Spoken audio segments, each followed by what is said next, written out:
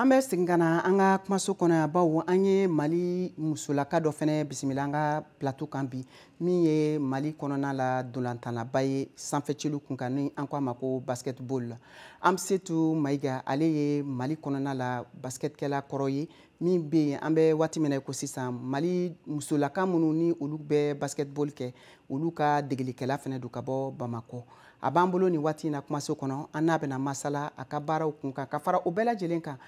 Baɲumankɛ tɔn belebele o fɛnɛ sigilen don a bolo min bɛ wele ko Fondation Amsetu Mayiga a yɛrɛ sigiyɔrɔ o bɛnnen don New York ma Amérique jamana kan yan. Amsetu i n'u la.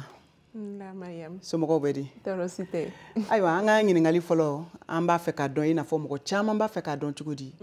Amsetu e ye basket kanu cogo di fo ka na Amérique kuluba in kɔnɔ yan n'o bɛ wele ko NBA. Merci de la question. Ne ka basket kanu ni n b'a fɔ chaque fois n y'a ta sin fɛ parce que n bamuso de tun bɛ basket kɛ dɔ y'an ta ka taa n'an ye n tonton dɔ taara n'an ye ni n kɔrɔkɛ ni n kɔrɔ an ye basket kɛ ten tɔ ka jouer Joliba la n ye chance sɔrɔ ka bɔ Joliba la ka taa Duc la Duc an ye n to Duc la mais n tun bɛ équipe nationale de nɔfɛ k'an to équipe nationale la n ye chance sɔrɔ ka université sɔrɔ ka na ka 4 ans kɛ université la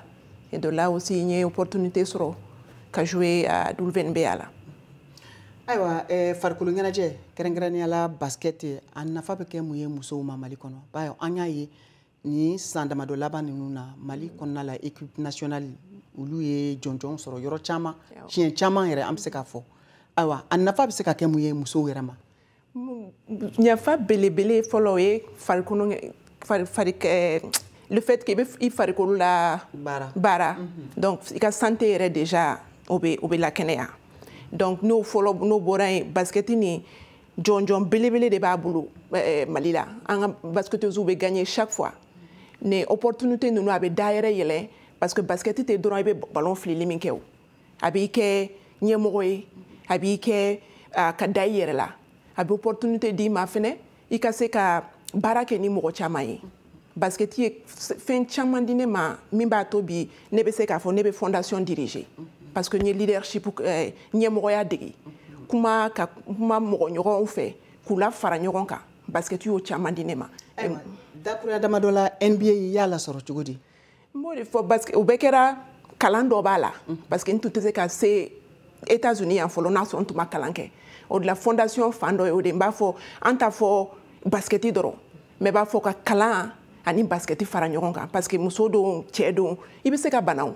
donc n'i banana foyi t'i bolo donc an ka fondation focus y'o de ye ka musow layiriwa parce que option bɛɛ bɛ di cɛw de ma malheureusement donc an bɛ focus kɛ musow kan et fondation fan dɔ in ye inclusion o ye mɔgɔ minnu lujuratɔw ni hakili lujura bɛ minnu na an b'olu fara ɲɔgɔn kan k'u fana inclure an ka société la. Ayiwa i yɛrɛ ko fondation n'o y'i ka baɲumankɛ tɔn ye an y'a ye nin waati in na aw ka wulikajɔ fanga bonyalenba don kɔfɛ an bɛ se k'a fɔ ten na diaspora ka wele bila anw minnu sigilen don kɔfɛ an denw bɛ se ka intégrer ka don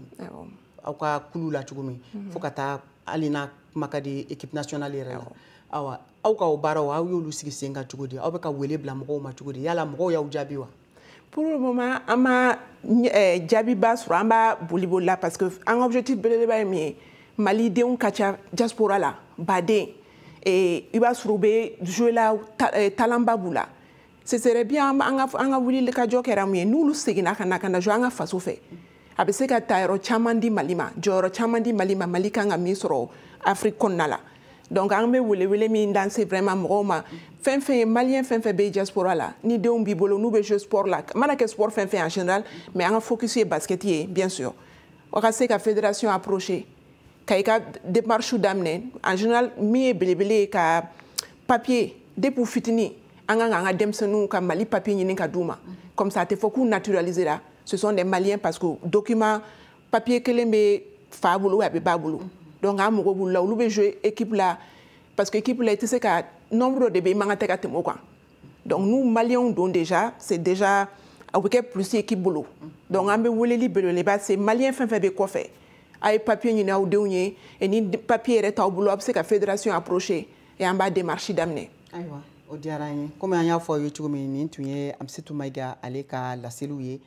an y'a fɔ ye sanfɛ celu o basketball baarakɛla kɔrɔ don min fɛnɛ ni ale de sigilen don Mali équipe nationale ka degedenya la ni waati in na. Amsatou an ka foli b'i ye.